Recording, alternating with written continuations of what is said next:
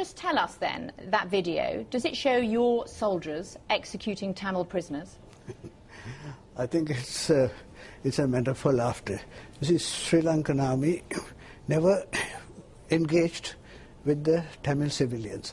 Our fight was against the LTT terrorists. And as it was said by that gentleman, we do not know where this shooting took place. We do not know the location, we do not know the time, we do not know the date. We do not know who the killers are or those people who are wielding the guns. We do not know who they are. They appear to be wearing Sri Lankan military uniforms. It is common knowledge that the LTT has been seen masquerading in Sri Lankan uniforms worn by the army.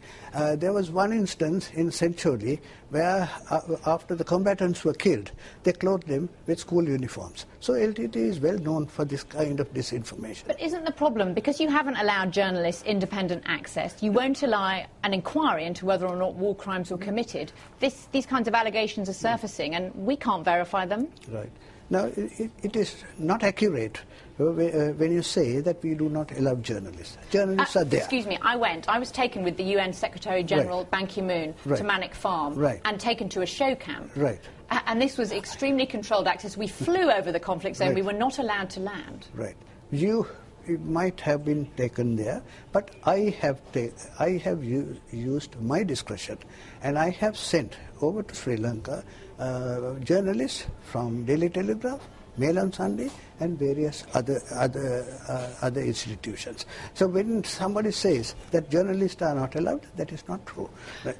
But why will you not allow a proper UN inquiry into whether or not there were human rights abuses committed by both sides, by Tamil Tigers, and for these investigations, these allegations to be investigated? The Tamils are now history. Tamil Tigers are history.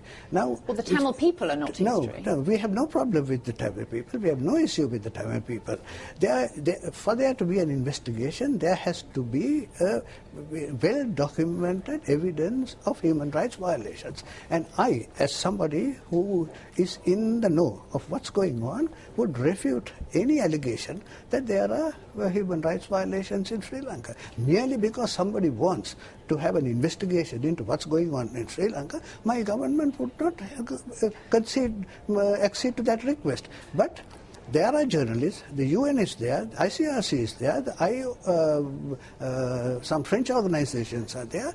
There are Sri Lankan NGOs who are operating in the camps. So it is not kind of a closed circuit that has been pursued. Thank you very much indeed for joining us with your perspective.